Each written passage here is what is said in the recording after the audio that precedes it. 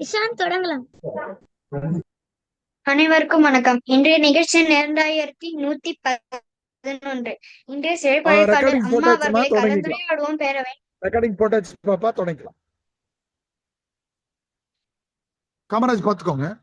அம்மா அவர்களை கலந்துரையாடுவோம் பேரவையின் சார்பாக வருக வருக என வரவேற்கிறோம். குரலும் பொருளும் வரலாற்று செய்திகள் வழங்குவதற்கு டெல்லி பிரம்மநாயகம் ஐயா அவர்களை அழைக்கிறோம். இசைப்பாடல் வழங்குவதற்கு செந்தமிழ் பாடகி பாக்கியலட்சுமி அம்மா அவர்களையும் தென்மொழி பண்ணன் ஈகவரசன் ஐயா அவர்களையும் வரவேற்கிறோம். நிகழ்ச்சியின் முதல் பகுதியாக இன்றைய குரல் கூறுவதற்கு குணமதி அக்கா அவர்களை அன்புடன் அழைக்கிறேன். அழைத்ததற்கு நன்றி. அனைவருக்கும் வணக்கம். அதிகாரம் 69 தூது. அன்புடைமை அன்று குடிப்பிறத்தல் வேண்டலாம், பண்புடைமை தூதுரிப்பான் பண்பு. அன்பறிவு ஆராய்ந்த சொல்வன்மை தூதுரிப்பார்க்கு இன்றி அமையாத மூன்று. நூலாளர் நூல்வரன் ஆகுதல் வேளாறில் வென்றி வினை உரைப்பான் பண்பு. அறிவுரை ஆராய்ந்த கல்வியை மூன்றான் செலவுடையான் செல்கவினைக்கு தொகச்சொல்லி சொல்லி நன்றி பயப்பதாம் தூது.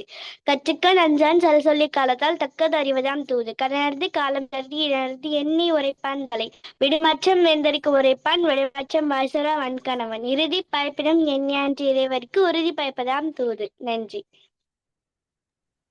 நன்றிங்க அக்கா. அடுத்ததாக பிரதிபா அக்கா அவர்களை அன்புடன் அழைக்கிறேன். அழைத்ததற்கு நன்றி. அதிகாரம் 40 கல்வி. கற்க கசத கற்பவை கற்றபின் நிற்க அதற்கு தக. என் என்பது எழுத்தென்பது கண்ணென்ப வாயும் இருக்கு. கண்ணுடைய அன்ப கொற்ற முகத்திலிருந்து புண்ணுடார் கல்லாதவர் ஒப்ப தலைக்குடி உள்ள பித அனைத்தே புலவ உடையார்மல் கற்ற கடா கரையாரை கல்லாதவர் கற்றினை துரும் அணைக்கெனி மாதர் கற்றினை துருமாறு யாதாலும் நாடாமல் புறாமல் சாத்தினையும் கல்லாதவாறு ஒருமைக்கன் தான் கற்ற கல்வி ஒருவருக்கு ஏழ்மையாமா பிடித்து தாம் என்புறது உலக என்புற கண்டு காமுற கற்றறிந்தார் கேடில் இச்சலும் கல்வி ஒருவருக்கு மாறலாம் மற்றவர். நன்றி. நன்றிங்க அக்கா. அடுத்ததாக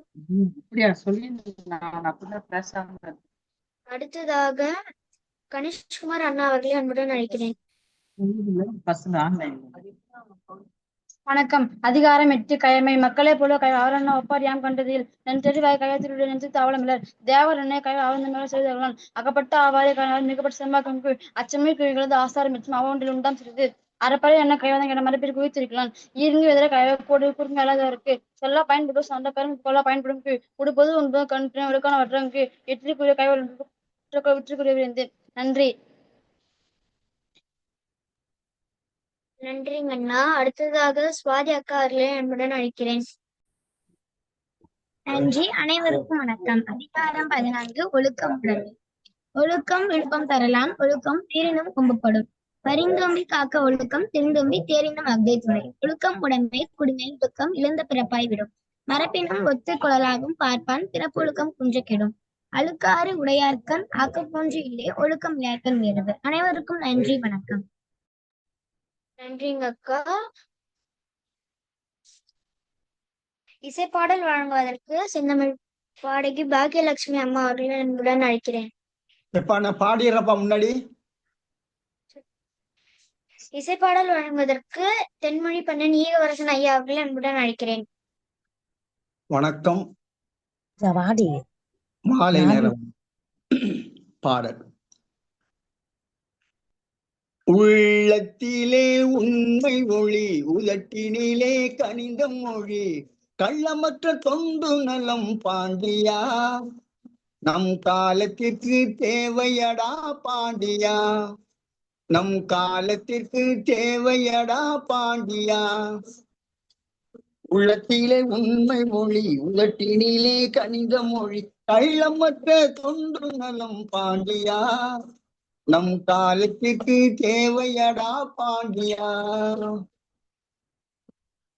அண்ணனையும் தம்பியையும் அடிப்பறிக்கும் வேலையெல்லாம்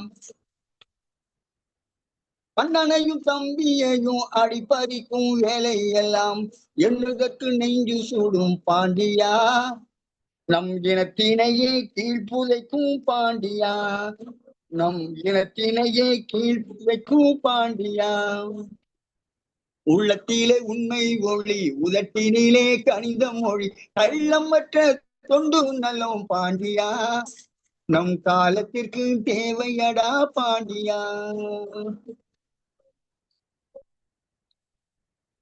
தப்பிருக்கும் தவறு இருக்கும் தாங்கி இல்லன்றோ உறவு இருக்கும். தப்பிருக்கும் தவறு இருக்கும் தாங்கி இல்லன்றோ உறவு இருக்கும். எப்புடைக்கும் எம்மருங்கும் பாண்டியா அவை இயற்கையடா மயலறுப்பாய் பாண்டியா. அவை இயற்கையடா மயலறுப்பாய் பாண்டியா. உன் வயிற்றை உன்னலத்தை ஒக்க நினைந்த இனத்தை. உன் வயிற்றை உன்னலத்தை ஒக்க நினைந்த இனத்தை. உன் செயலால் கூறு செயல் பாண்டியா. அவை புதைகுழிக்குள் தள்ளுமடா பாண்டியா. அவை புதைகுழிக்குள் தள்ளுமடா பாண்டியா. தட்டி சுட்டதென கொதித்து நெருப்பினிலை சாய்ந்த கதை. சட்டி சுட்டதென கோதித்து நெருப்பு நிலை சாய்ந்த கதை. எட்டியதோ கண்கவற்றி பாண்டியா. அவை இருப்பதன் மேல் அங்கு இருக்கும் பாண்டியா. அங்கு இருப்பதன் மேல் அங்கு இருக்கும் பாண்டியா. உள்ளத்திலே உண்மை மொழி உதட்டினிலே கணித மொழி கள்ளமற்ற துண்டுண்டலும் பாண்டியா. அவை காலத்திற்கு தேவையடா பாண்டியா. அவை காலத்திற்கு தேவையடா பாண்டியா. நன்றி தம்பி, நன்றி, வணக்கம். நன்றிங்க ஐயா. அடுத்ததாக செந்தமிழ் பாடகி பாக்கியலட்சுமி அம்மா அவர்களை அன்புடன் அழைக்கிறேன். அழைத்ததற்கு நன்றி. அனைவருக்கும் வணக்கம். குழந்தைகள் பாடல் எனது வரிகளில். ஆழ்கடல் முத்துக்களே ஈடில்லா சிற்பங்களே வாழ்க்கையிலே வெற்றி நடை போடணும். ஆழ்கடல் முத்துக்களே ஈடில்லா சிற்பங்களே வாழ்க்கையிலே வெற்றி நடை போடணும். அந்த வானகமும் வையகமும் வாழ்த்தனும். அந்த வானகமும் வையகமும் வாழ்த்தனும். கடமையில் பொறுப்பு கொண்டு கண்ணியத்தில் உயர்ந்த நின்று கட்டுப்பாட்டில் நீ சிறந்து விளங்கணும். கார்மேகமெல்லாம் தேன்மழையை பொழியணும். ஒற்றுமை ஓங்கணும் சமத்துவம் மலரணும். ஒற்றுமை ஓங்கணும் சமத்துவம் மலரணும். பகுத்தறிவை தரணியிலே விதைக்கணும். நாம் பகுத்தறிவை தரணியிலே விதைக்கணும். ஆழ்கடல் முத்துக்களே ஈடில்லா சிற்பங்களே வாழ்க்கையிலே வெற்றி நடை போடணும். அந்த வானகமும் வையகமும் வாழ்த்தனும். அந்த வானகமும் வையகமும் வாழ்த்தனும். கல்வியில் திறமை கண்டு உடற்கல்வியில் பதக்கம் என்று நட்பினிலும் நண்பனையே வெல்லணும். அதனை கண்டு குருவின் உள்ளம் குளிரணும். வன்முறை ஒழியனும் வாய்மையை வெல்லணும். வன்முறை ஒழியனும் வாய்மையை வெல்லணும். ஒழுக்கம் கொண்ட மாணவனாய் திகழணும். நல் ஒழுக்கம் கொண்ட மாணவனாய் திகழணும். விண்வெளி நாயகனம் தாய் நாட்டின் தலைமகனம் அப்துல் கலாம் போல நீயும் வாழணும். தாய் நாட்டிற்கு பெருமைகளை சேர்க்கணும். விண்வெளி நாயகனம் தாய் நாட்டின் தலைமகனம் அப்துல் கலாம் போல நீயும் வாழணும். தாய் நாட்டிற்கு பெருமைகளை சேர்க்கணும். பெற்றோர் மகிழனும் ஊரார் போற்றணும். பெற்றோர் மகிழனும் ஊரார் போற்றணும். உலக மக்கள் உன் புகழை பாடணும். நம் உலக மக்கள் உன் புகழை பாடணும். ஆழ்கடல் முத்துக்களே ஈடில்லா சிற்பங்களே வாழ்க்கையிலே வெற்றி நடை போடணும். அந்த வானகமும் வையகமும் வாழ்த்தனும். அந்த வானகமும் வையகமும் வாழ்த்தனும். அந்த வானகமும் வையகமும் வாழ்த்தனும். அழைத்ததுக்கு நன்றி. அனைவருக்கும் நன்றி. நன்றி அம்மா. இத்துடன் முதலாம் பகுதி நிறைவடைகிறது. இரண்டாம் பகுதியை குணமதி அக்கா அவர்களிடம் ஒப்படைக்கிறேன். நன்றி.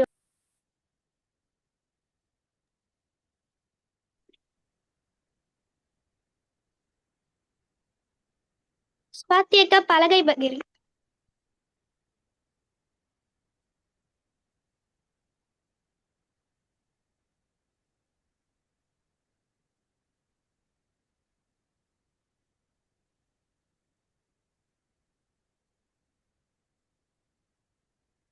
அழைத்ததற்கு நன்றி. அனைவருக்கும் வணக்கம். இன்றைய நிகழ்வின் 2111 கலந்துரையாடுவோம் பேரவை தமிழர் நடத்தும் பண்பாடு களம். நாள் 6/4/2026 திங்கட்கிழமை. திருவள்ளுவர் ஆண்டு 2057 ஆடவர் 24.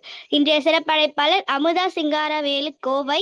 கவிஞர், பேச்சாளர், எழுத்தாளர், மரபு பயிற்றுனர், பட்டிமன்ற ஒருங்கிணைப்பாளர், கவியரங்க தலைமை, மரபு மாமணி உள்ளிட்ட பல்வேறு விருதுகள், பல்வேறு தமிழ் அமைப்புகளில் தமிழ் பணி செய்து வருகிறார்.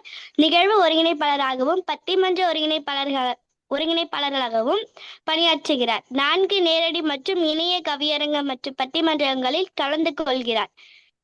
பேராசன் மைசூர் கர்ணன் ஐயா அவர்களின் மரபு பயின்று ஐயா அவர்களுடன் சேர்ந்து மரபு பயிற்றுவிற்கும் ஆசனாகவும் தொடர்கிறார். அம்மா அவர்கள் இன்று பேச எடுத்துக்கொண்ட தலைப்பு சங்க காலத்தின் 95 வகையான நிலங்களின் பண்பாடு.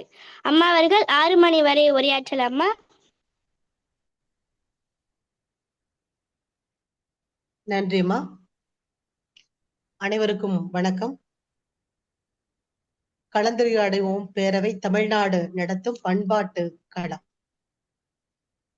400 IAS அகாடமி இயக்குனரும் தலைமை ஒருங்கிணைப்பாளருமான பேராசிரியர் தமிழி ஈழன் ஐயா அவர்களை வணங்கியும், நெறியாளர்கள் மற்றும் எனக்கு இந்த வாய்ப்பை நல்கிய தமிழ் திருக்குறள் காமராசு ஐயா அவர்களை வணங்கியும், அன்பிற்கிணைந்த இங்கே சூழ்ந்திருக்கக்கூடிய அனைத்து தமிழ் ஆளுமைகள் மற்றும் மழலை செல்வங்கள் இனிதாக வரவேற்று நல்ல ஒரு நிகழ்வினை நடத்தி தந்திருக்கக்கூடிய இந்த மழலை செல்வங்களுக்கு வாழ்த்துக்களும் வணக்கத்தையும் தெரிவித்து, என்னுடைய அழைப்பிற்கிணங்க வந்து இணைந்திருக்கும் என் தந்தையார் பேராசான் மைசூர் கர்ணன் ஐயா அவர்களை வணங்கியும் என்னுடைய உரை.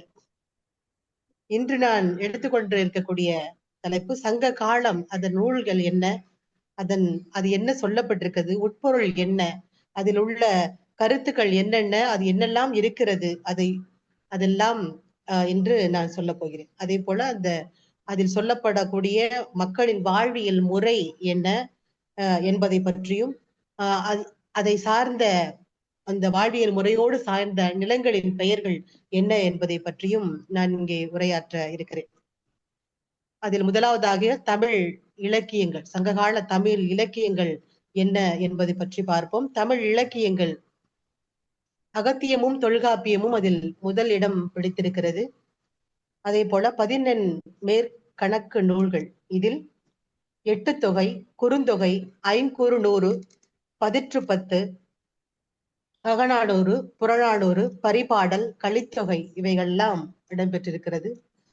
10 பாட்டு நூல்களாக திருமுருகாற்றுப்படை, பொருநாராற்றுப்படை, கீழ்பாணாற்றுப்படை, பெரும் பாணாற்றுப்படை, முல்லைப்பாட்டு, மதுரை காஞ்சி, நெடுநெல் வாடை, குறிஞ்சிப்பாட்டு, மதுரை காஞ்சி, பட்டினப்பாலை, மலைப்படுகடாம் ஆகிய நூல்கள் இடம்பெற்றிருக்கிறது.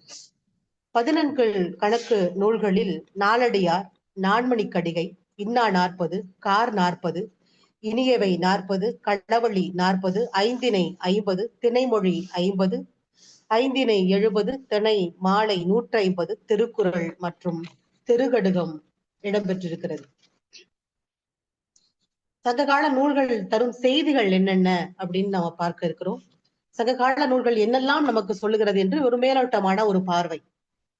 தமிழ் சங்கம் பற்றி சங்ககால நூல்களில் சொல்லியிருக்கிறார்கள். அதே போல சங்கம் மருவிய காலம் என்ன என்பதை பற்றி சங்ககால நூல்கள் சொல்கிறது. சங்ககால புலவர்கள் பற்றிய செய்திகளும் அங்கே இருக்கிறது. சங்ககால நில நிர்ணயங்கள் பற்றியும் இருக்கிறது. சங்ககால ஊர்கள் பற்றிய செய்திகளும் இருக்கிறது. அதே போல சங்ககால மன்னர்கள் பற்றிய செய்திகளும், சங்ககால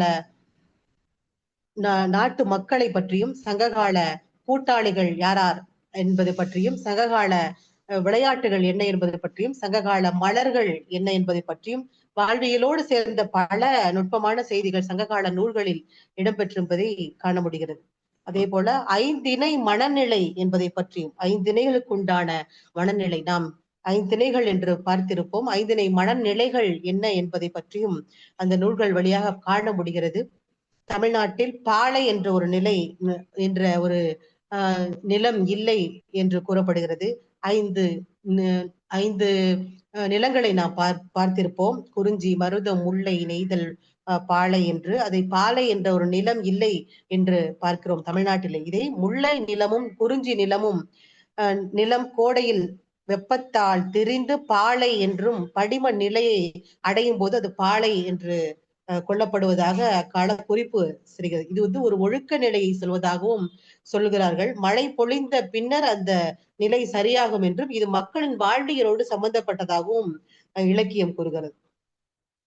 இந்த இலக்கண நூல்கள் இந்த மனநிலையை உரிப்பொருள் என்று கூறுகிறது. ஒரு செய்யுளுக்கு எப்படி உரிச்சொல் ஒரு சொல்லை உரிய சொல்லை ஒரு செய்யுளுக்கு உரிய சொல்லை உரிச்சொல் என்று எப்படி சொல்கிறோமோ அதே போல பொருள் தரக்கூடிய சொல்லை உரி பொருளாக இந்த இலக்கியங்கள் சொல்கிறது. எனவே உரிப்பொருளை செய்யுள் இலக்கணத்தின் மனநிலை பாகுபாடு என்று புரிந்து கொள்ள வேண்டும். ஐவகை நிலத்தின் மக்கள் எப்படி இருந்தாங்க அப்படின்னு பார்த்தோம்னா, நில அடிப்படையில் அவருடைய பெயர்களும் வாழ்வியலும் வழங்கலாயிற்று. அதே போல அந்த 5 வகை நிலங்களில் குறிஞ்சி நில மக்கள் குறிஞ்சி நில குயவர்கள் என்று அழைக்கப்பட்டார்கள். முல்லை நில மக்கள்